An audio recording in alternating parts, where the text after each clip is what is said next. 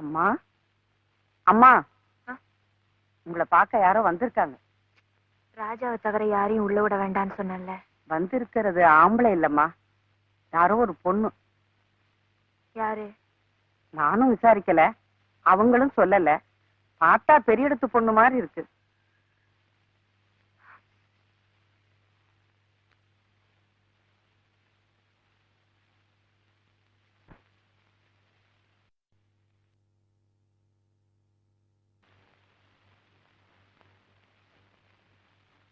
யார் நீங்க? என்னை பத்தி எந்த விவரமும் உனக்கு தெரிய வேண்டிய அவசியம் இல்லை. ஆத்திரத்தை கொட்டாம அமைதியா பேசினா ஒருத்தர் புரிஞ்சுக்கலாம்னு நினைக்கிறேன். ஒரு வீட்டுக்கு வரும்போது நான் யாருன்னு சொல்றதுல தப்பு இல்லை. முன்னால் என்ன பாத்திருக்கியே, உனக்கு ஞாபகம் இல்ல? அதிகமா பொம்பளைங்களை நான் ஞாபகம் வச்சுக்கிறது இல்லை. ஆம்பளைங்க என் நினைவுல நிக்கிறதும் இல்லை. அடையாளத்தை நான் மறந்திருந்தாலும் உங்க விவரத்தை சொல்றதுல தப்பு இல்லைன்னு நினைச்சீங்கன்னா தாராளமா சொல்லலாம். அவருங்க? எவர்? ராஜா. எந்த ராஜா? எத்தனை ராஜா இங்க வராங்க. ஆசையை தீர்த்துக்கிட்டு அதுக்காக சன்மானத்தை கொடுத்துட்டு போறாங்களே, அத்தனை பேரும் எனக்கு ராஜா தான். உனக்கு வர வாடிக்கை ராஜாவெல்லாம் பத்தி நான் கேட்கல. இந்த நரகத்தை சொர்க்கமா நினைச்சேன். உன்னை என்னமோ தேவதையா மதிச்சு உன்னோட ராப்பகலா குடிச்சு கும்மாளம் போடுறாரே, அந்த புத்தி கெட்ட ராஜசேகர், அந்த ராஜா. அவர்தான் இங்கன்னு கேக்குறேன். பக்தர்கள் பூஜை நடத்த விரும்பும் போதுதான் வருவாங்க. அதான் எப்போ? நேரம் வரும்போது. அந்த நேரம் எப்போ? ஒவ்வொருத்தருக்கும் ஒவ்வொரு நேரம். சில பேருக்கு கால நேர பூஜை பிடிக்கும், சில பேருக்கு சாயந்தரம், ரொம்ப பேருக்கு ராத்திரி பூஜை தான் ரொம்ப பிடிக்கும். பக்தி பிரவாகத்துல அன்னாட தீர்த்தத்தோட வர பக்தர்களுக்கு நேரம் ஏது, காலம் ஏது? ஓ, இன்னைக்கு யாரு? ராஜாவை தான் பிக்ஸ் பண்ணிருக்கியா? தெருவுல போறவங்கள பானு கூப்பிட நான் ஒண்ணு மூர் மார்க்கெட் நடத்தல. இது சினிமா தியேட்டர் மாதிரி. ஓடுற படத்தை பார்க்க டிக்கெட் வாங்கிக்கிட்டு உள்ள வராங்க. ஓஹோன்னு ரசிச்சாங்கன்னா திரும்ப திரும்ப வருவாங்க.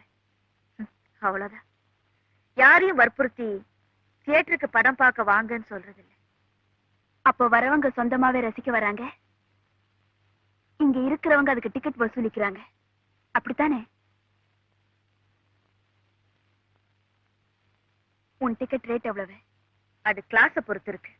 High class, first class, second class. ராஜாவோட கிளாஸ் இது. அவர் எந்த ரேட்டை கொடுத்து உன்னை ரசிக்கிறாரு அது சொல்லு. அவர் இந்த தியேட்டருக்கே வராம இருக்கிறதுக்கு நீ உன் ரசிகனுக்கு என்ன நஷ்ட ஈடு கேட்கிற அதையும் சொல்லு.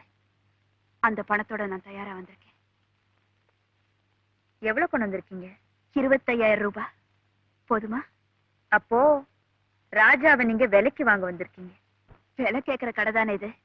இதுல நான் என்ன விவகாரமா பண்ண முடியும்? பணத்தை கொடுக்குறேன், ராஜாவை திருப்பி அனுப்பிடு.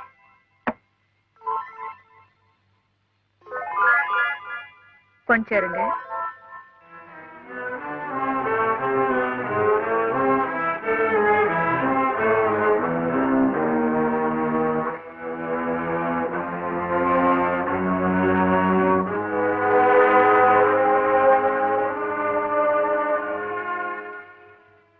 இந்தாங்க. இதுல மொத்தம் 50,000 ரூபாய் இருக்கு.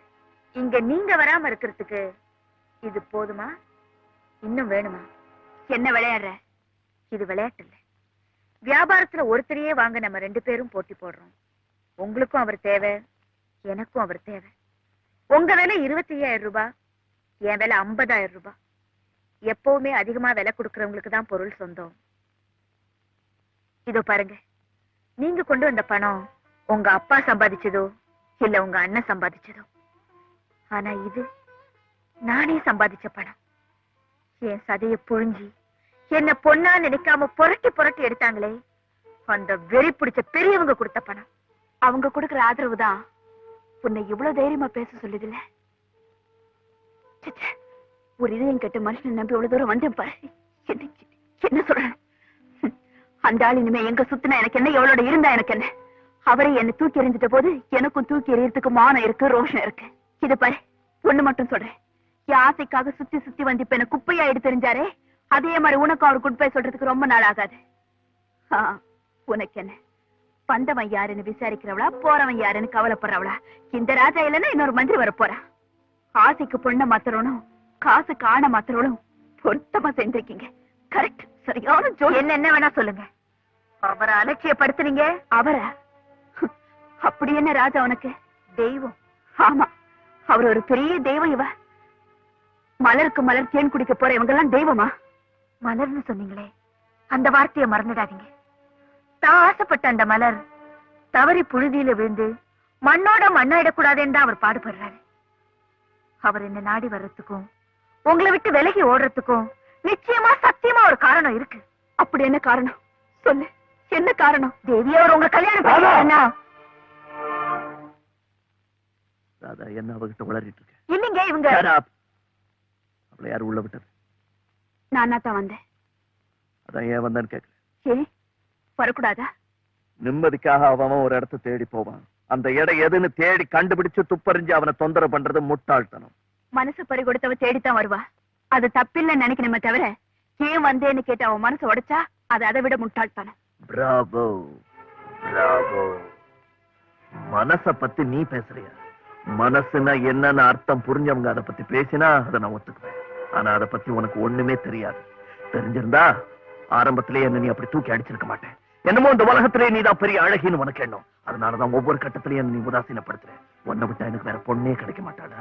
உன் அகம்பாவத்தை அடக்கணும், உன்னை அடிமையாக்கணும்னு நினைச்சேன். அதுக்காகத்தான் இவ்வளவு நாடகமும் போட்டேன். என்ன நோகடிச்ச உன்னை ஆசையாலேயே சாகடிக்கணுங்கிற வெறிதான் கல்யாணம் வரைக்கும் இதை கொண்டு வந்தேன். அதுக்காகத்தான் பத்திரிக்கையும் அடிச்சேன். நீ பெருமையில பூரிச்சு நிற்கும் போது உன் தலகணத்தை தரமட்டமாக்கணும்னு நினைச்சேன். அதுக்காகத்தான் முகூர்த்தத்தை நானே தள்ளி போட்டேன். இவ்வளவு வினையும் என் விளையாட்டா செஞ்ச தெரியுமா? ஆரம்பத்துல உன்னை நான் நாயா சுத்தி வரும்போது என்ன மனுஷனா கூட நீ மதிக்கல. அதுக்கு பழி வாங்கணும்னு நினைச்சேன். நான் ஜெயிச்சிட்டேன். Aren't you going to congratulate me, dear? இந்த உலகத்துக்கே தெரியும் நானும் நீயும் காதலர்கள். இந்த ஊருக்கே தெரியும் கல்யாண பத்திரிக்கை அடிச்சு நம்ம முகூர்த்தம் நின்னு போச்சுன்னு. So not only me, no bloody idiot will marry you. என் கைதான் உன் கழுத்துல தாலி கட்டணும்னு எல்லாருக்கும் தெரியும். ஆனா அது கண்டிப்பா நடக்காது. நாம உல்லாசமா இந்த உலகத்தெல்லாம் சுத்தி வரும்போது எல்லா பயலும் பார்த்திருக்கான். சோ எந்த முட்டா பயலும் சத்தியமா உன் கழுத்துல தாலி கட்ட மாட்டாண்டி. இந்த நிலைமைக்கு தான் உன்னை கொண்டு வரணும்னு நினைச்சேன். கொண்டு வந்துட்டேன். இப்ப புரியுதா ராஜா யாருன்னு? Get out. I said get out. Okay. Okay, Mr. Raja. This is a big lesson for me. உங்க வஞ்சத்தை திட்டுக்கிட்டதுனால எனக்கு கல்யாணமே நடக்காது. சீக்கிரமா ஒரு கல்யாணத்தை பண்ணிக்கிட்டு உங்க முன்னாடியே வந்து நிக்கிறேன். Then you congratulate me. Goodbye.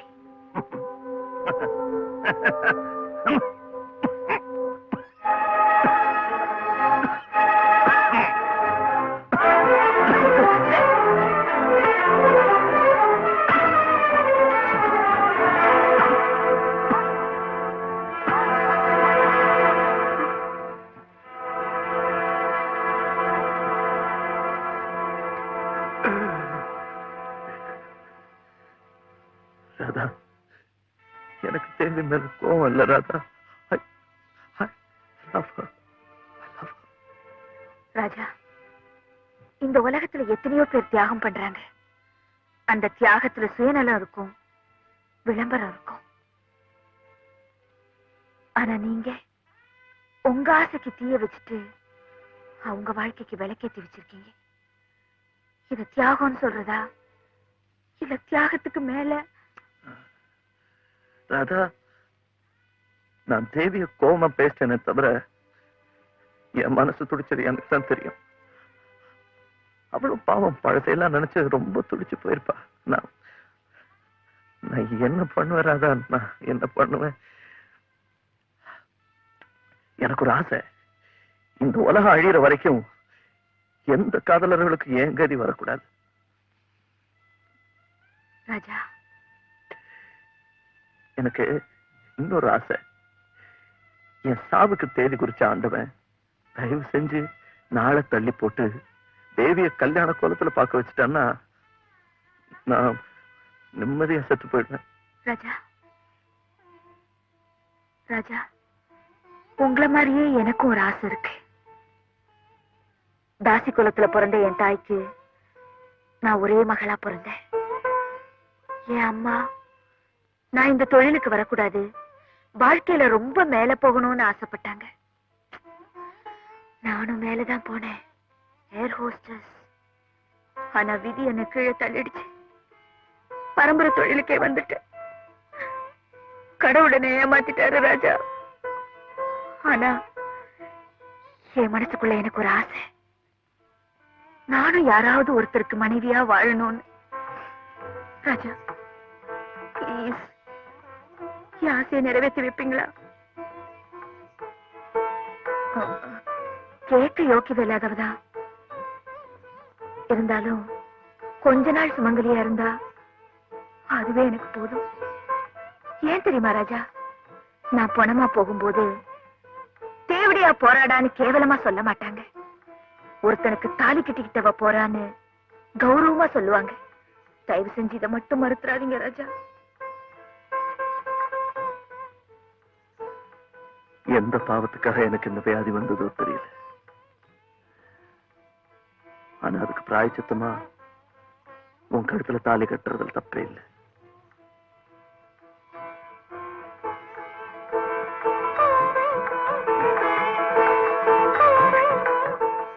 அண்ணா, என்னம்மா? எனக்கு உடனே கல்யாணம் நிச்சயம் பண்ணுங்க. அது யார் கூட நடந்தாலும் சரி. என்னம்மா அது பைத்தியம் மாதிரி? பைத்தியம் இல்லைன்னா பந்தயம். எனக்கு கல்யாணமே நடக்காதா? என் கழுத்துல தாலி கட்ட எவனுமே வரமாட்டானா? அந்த ஆள் ராஜா சொல்றான். இத பாருங்க, நீங்க யார் கூட நிச்சயம் பண்ணாலும் நான் ரெடியா இருக்கேன். பட் கல்யாணம் சீக்கிரம் நடக்கணும், அவ்வளவுதான் எனக்கு வேணும்.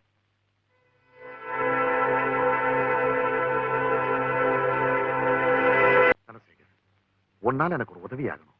By all means. என்ன ஹெல்ப்? நான் ஒரு ப்ராப்ளத்துல மாட்டிக்கிட்டு இருக்கேன். ப்ராப்ளத்தை சால்வ் பண்ணணும், அதானே? ஆமா, அது உன்னாலதான் முடியும். Tell me. ஒரு பேஷண்ட் கொஞ்ச நாளைக்கு முன்னாடி என்கிட்ட வந்தான். பேஷண்ட்னா டாக்டர் கிட்ட தான் வருவான். No jokes please. I am sorry. அவனுக்கு லங் கேன்சர். அவன் ரொம்ப சீக்கிரம் செத்துருவான் நான் தெரிஞ்சுக்கிட்டேன். ஐ see.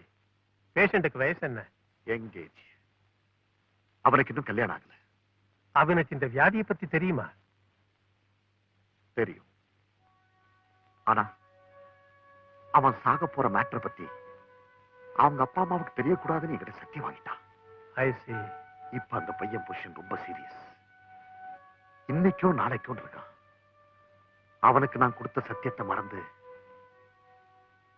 அவனை பெற்றவங்க கிட்ட உண்மையை சொல்லி ஆகணும். கண்டிப்பா சொல்லணும். அவன் அப்பா கிட்டயாவது உடனே சொல்லிடு. அந்த தகப்பனுக்கு இதை தாங்கக்கூடிய தைரியம் இருக்குன்னு நினைக்கிறியா? தைரியத்தை வரவழைச்சுக்கணும். போற உயிரை யாராலையும் தடுக்க முடியாது. சரி, உனக்கு அந்த தைரியம் இருக்கா? ரஹ்மான், ஆஸ் a father உனக்கு அந்த தைரியம் இருக்கான்னு கேக்குறேன். எனக்கு ஏன்டா அந்த பொசிஷன் வரப்போகுது? வந்தாச்சு வந்தாச்சு மை டியர் ஃப்ரெண்ட். அந்த பையன் வேற யாரும் இல்லை, ஒரே மகன் ராஜா.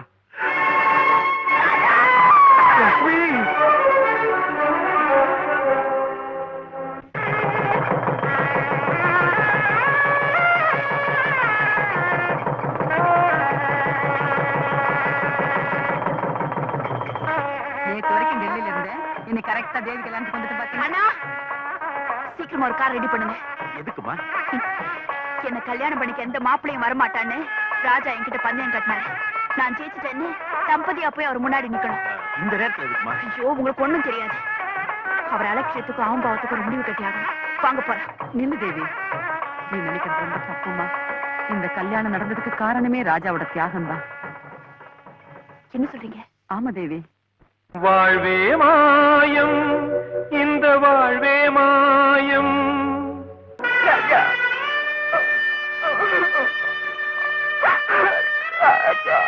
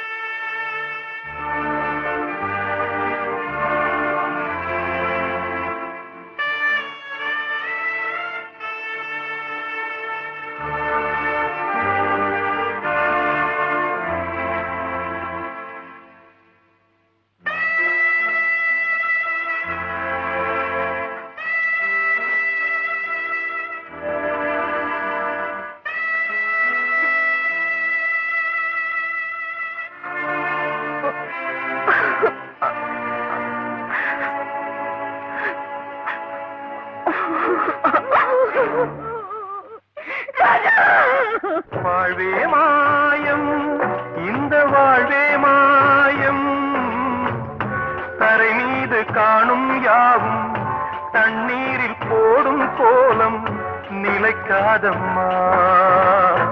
யாரோடு யார் வந்தது, நாம் போகும் போது யாரோடு யார் செல்வது?